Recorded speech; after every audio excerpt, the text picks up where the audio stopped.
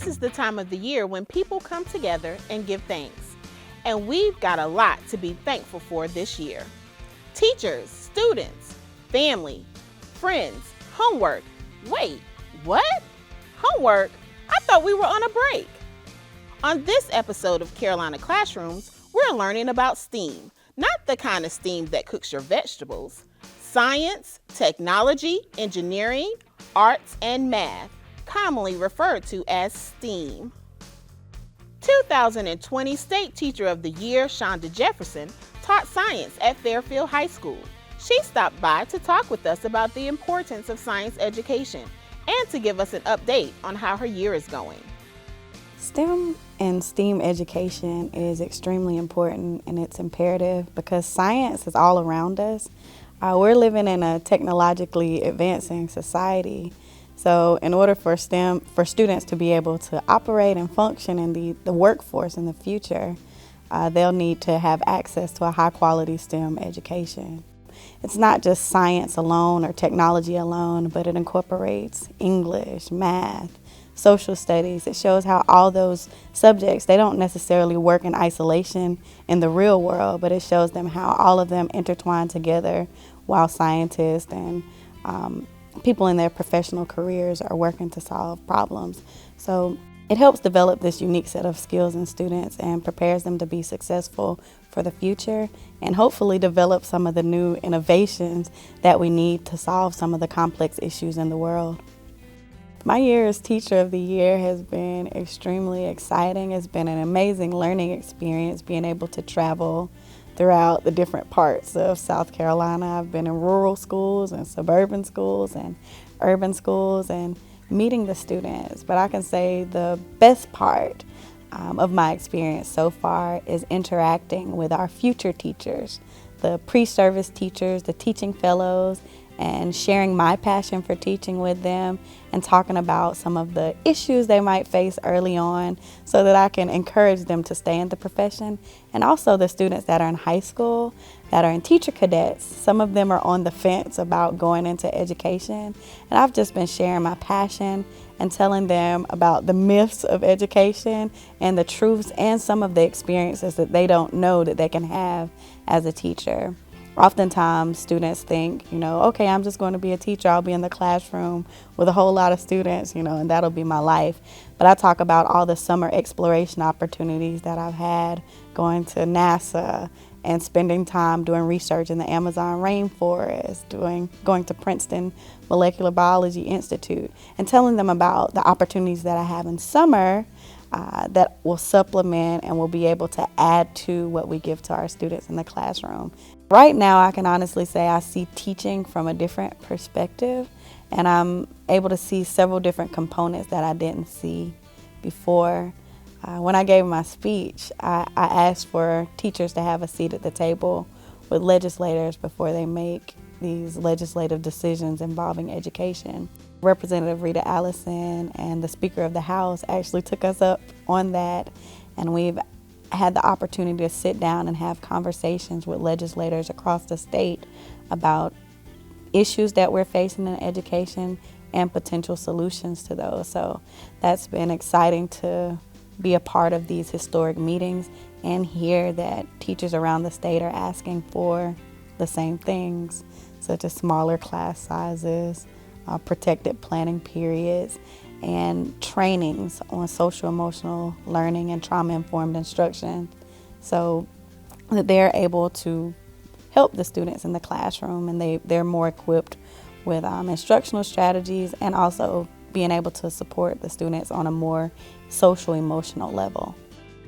My message this year when I travel around has been one of unrelenting hope, that I'm hopeful for the future of education in South Carolina. And I feel like as teachers continue to share their voices and share their stories and share their student stories, that legislators, business leaders, people will begin to listen. And I'm hopeful that change is going to come. There's going to be a positive change that will help our students, that will help our teachers, especially our teachers feel valued, and we'll be able to recruit and retain more teachers in this profession because they're needed.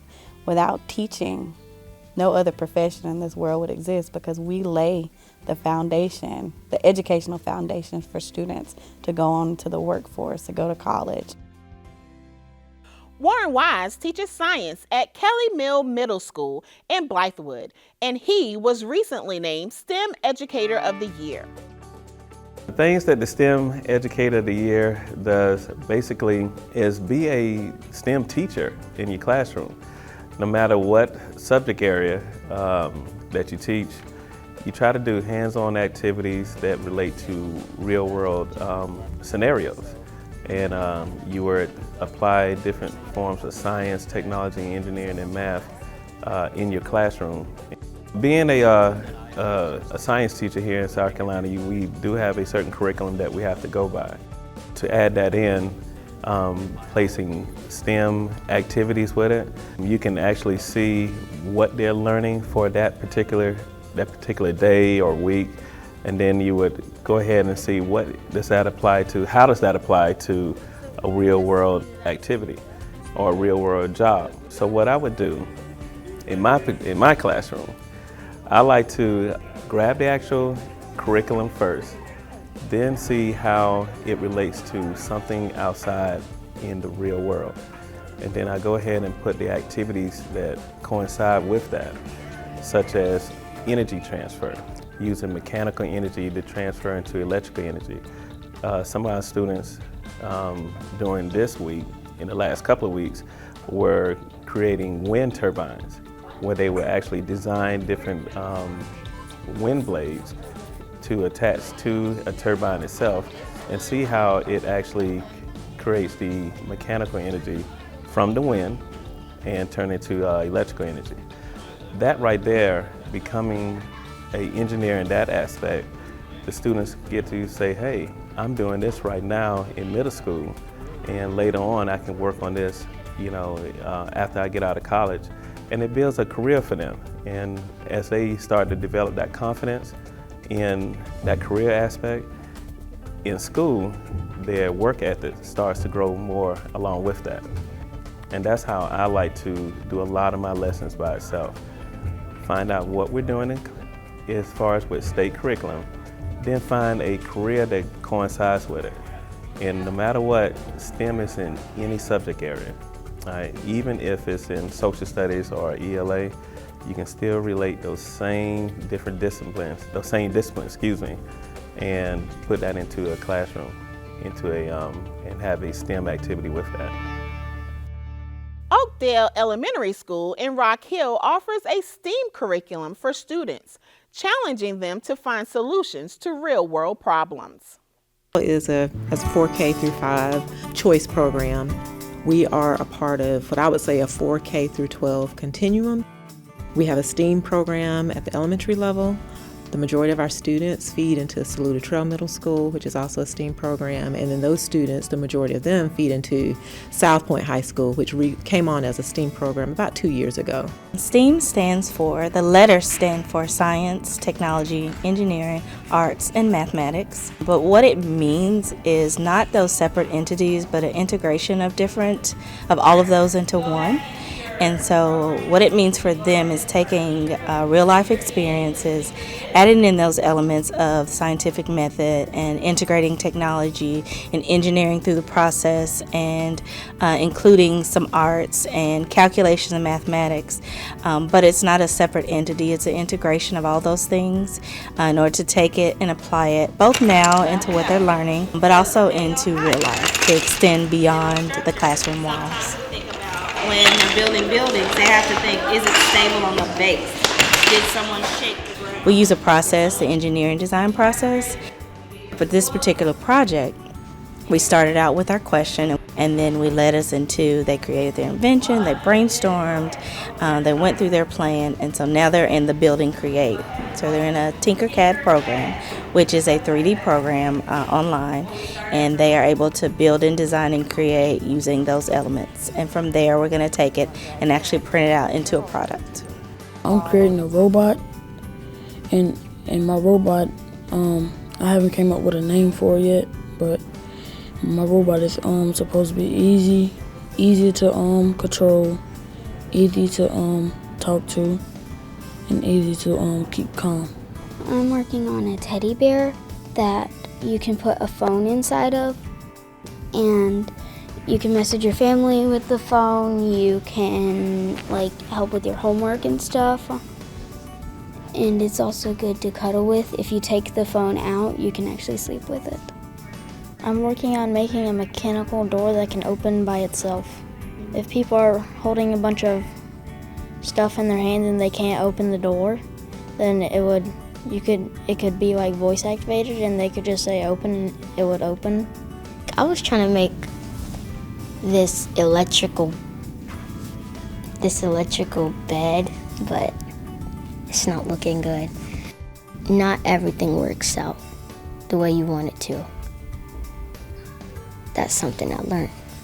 I teach them to address it. Well, if it doesn't work, that's okay. We talk about fail, the letters in fail, meaning first attempt in learning. So that was just my first attempt, so it didn't work. Okay, well, let's go back and let's see where in that process I need to redo, look at my plan, think about how I can fix that. That's STEAM right there. You just redid your process right there. So I reiterate that a lot so the students know that just because something doesn't work does not mean you failed. The best part of STEAM class for me is just being able to create anything you want with no restrictions. It helps you learn more about it because they actually let you do it instead of the teachers just telling you how to do it. I think giving them a foundation of learning how to build things, being able to persist, that your first design is not always going to work out, something might fall down, how do I keep going from there? I think those things are still going to be around, in 20 years. I don't know what kind of, jobs they're going to be, but I feel like if we give them a good foundation from the start, they're going to be able to do anything that they want to do. And that creative side, we really need to foster that while they're young and they still want to come to school and they love everything that we do. STEAM just answers that question of why am I learning this? Why am I doing this? So problem solving is applicable regardless of your profession. Creativity, design, being able to collaborate and work with others is applicable regardless of what you choose. So I truly believe that regardless of the career choices for our kids, and really STEAM is in everything, so I think that they will be ready for whatever they choose as far as future careers. Oakdale is a Title I school, and we're about 67% African American, about 26% Caucasian, and then other. So when we talk about STEAM learning, oftentimes they talk about underrepresented groups, and our population of students, we want them to really see the possibilities in terms of what they can do for the future. So our future is the success of our students. So what are our students able to do? What are they able to say? How do people, when they see Oakdale students, do they notice something different about them? That's what I want to hear and say is that, wow, these kids are thinking beyond, they're wanting to contribute. So I think for me, that would be the future, and the success for Oakdale would be the success for our students and the impact that they have beyond Oakdale. The Koger Center partnered with Cola Jazz to bring a musical experience to some summer campers from the Boys and Girls Clubs of the Midlands and Kershaw County. Musicians Mark Rapp and Ebony Rom say music is educational, and being in a band builds teamwork and other soft skills. We did a cross-collaboration with Cola Jazz and the Koger Center to bring some jazz experience to the Boys and Girls Club of the Midlands and the Boys and Girls Club of Kershaw County.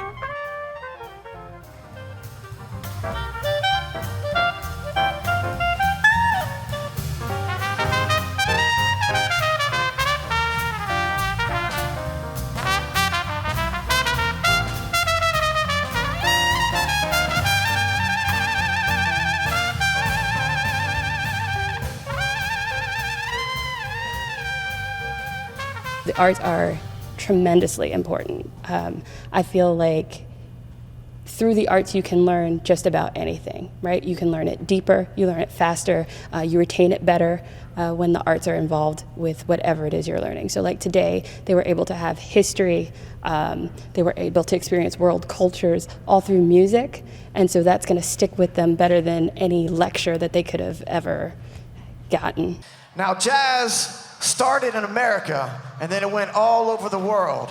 So jazz can be played on many different instruments in many different settings. It could swing, it could be funky, it could be groovy, it could be played on this crazy instrument. I learned about different beats and different tools that people use to play the drums, and I think that's really cool. Or you can play something a little bit funkier, make everybody dance.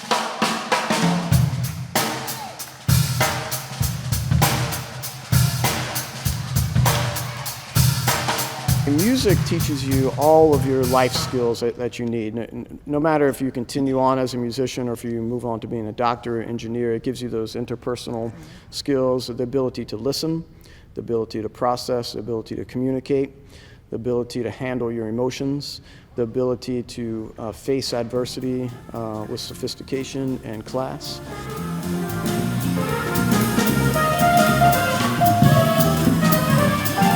But jazz also teaches you that you have your own voice, which is valid and respected, and the group that you're with is there for you to back you up and to support you. But at the same time, you as an individual are always aware and conscious of the group and supporting the group.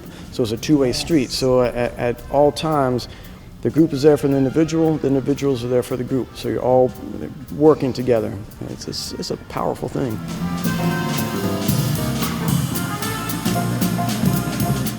And it's so much fun. I mean, you truly get to express yourself in all dimensions, you know, from being happy or angry or sad or celebratory.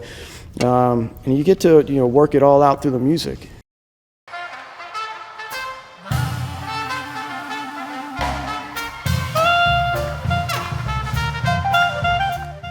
You know, and that's why we try to bring it to the young people, to show them that there's a really fun, healthy outlet to dealing with growing up amongst your peers and dealing with peer pressure and that kind of stuff. And you could get on your horn and, you know, and make your sound and work it out and feel a lot better. Jazz is all about the feeling, and anytime you can feel something, you're going to remember that. You're going to trust me, you will remember that, because you'll have experienced that, and you have been a part of that experience. For sure. So you're going to always remember how you feel. What we're gonna do, we're gonna improvise. Just like you're making up excuses like you don't want to do homework, they're gonna improvise this song. Now, they've never heard the song before, but we're gonna do a little doo-wop and doo-wop. Ebony, give it a little example, just improvise. There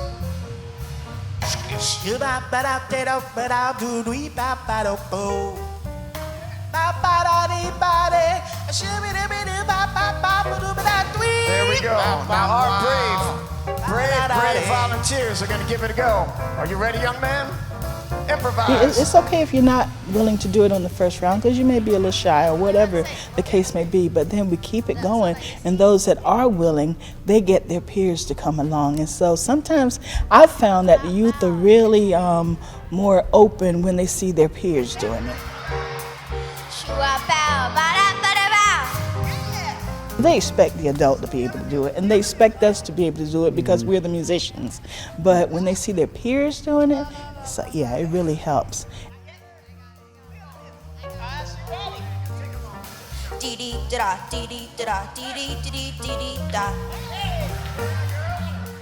And so to grab those ones that are willing and then let them show their peers the way, it works out very, very well. And it's so touching, you know, to see that you were a part of that, them coming together. They may not have even known each other, but they've inspired another.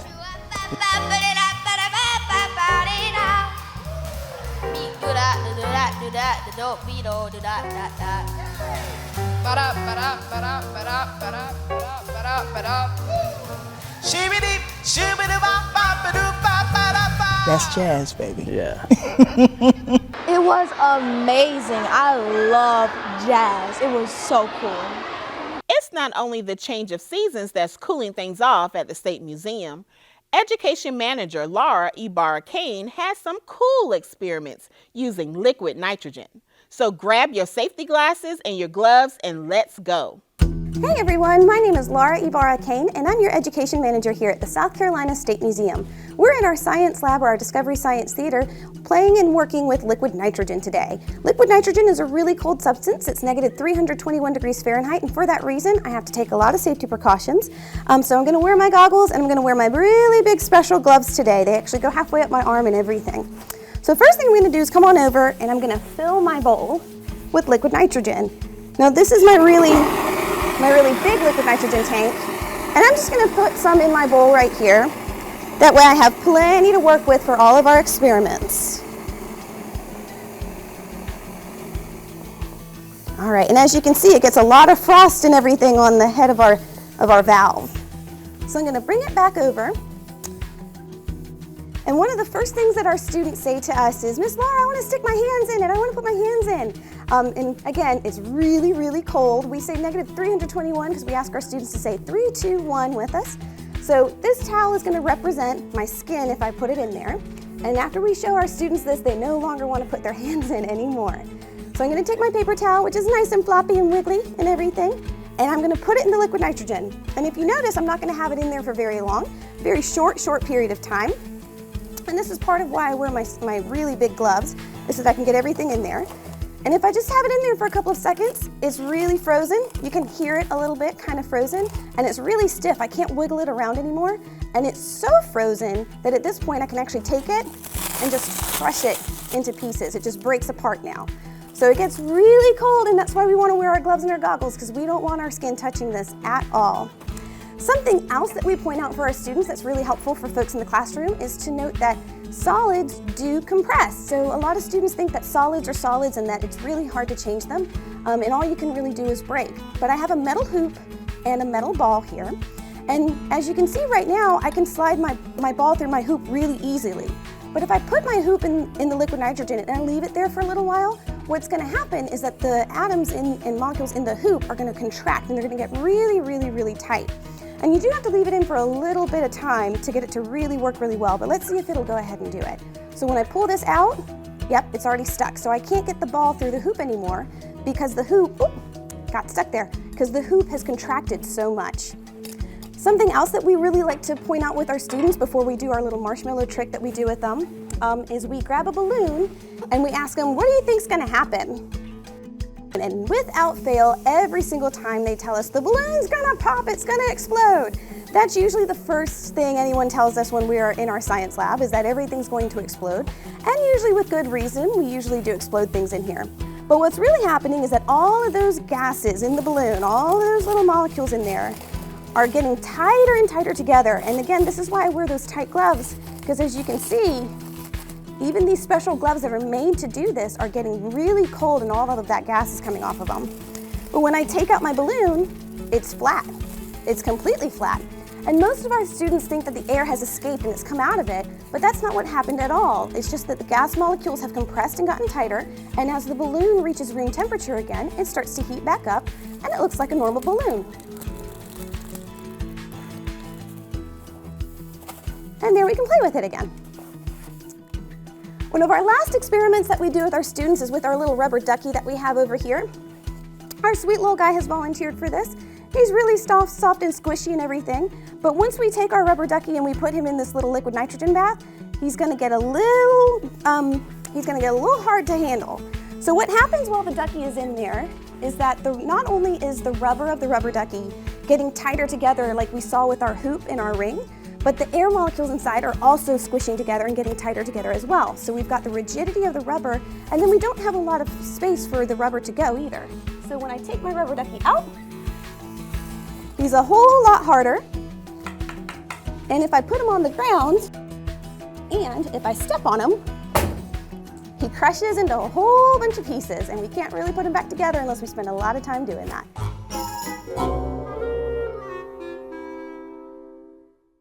In this experiment, we're going to take some liquid nitrogen and put it into a 2-liter bottle to see what happens when we create a lot of pressure in a small area. We are going to take our gloves and our goggles outside. Mr. Bryan's going to come and help me, and we're going to do a really cool explosive experiment outside. I'm standing here with Brian DeMarcy, our Observatory Outreach Education Manager. So what we're going to do is our really cool liquid nitrogen trash can explosion right now. We already have water in our bucket, which just helps the reaction go a little quicker. So now Brian and I are going to put some liquid nitrogen in his 2-liter bottle. Ready?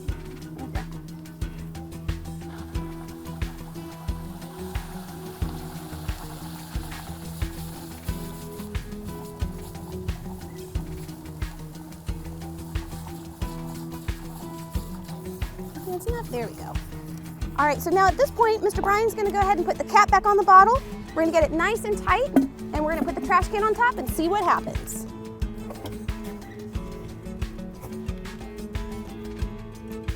Perfect. There we go.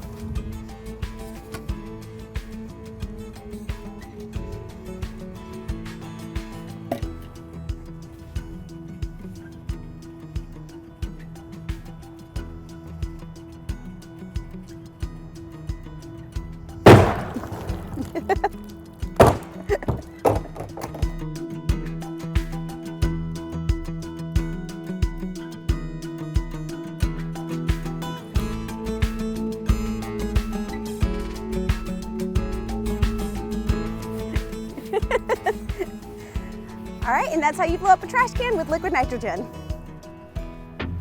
We're thankful for a lot of things this season, but we're especially thankful for you. Thank you for joining us. You can find this episode and other education stories from around the state on our website at carolinaclassrooms.org. Bye-bye.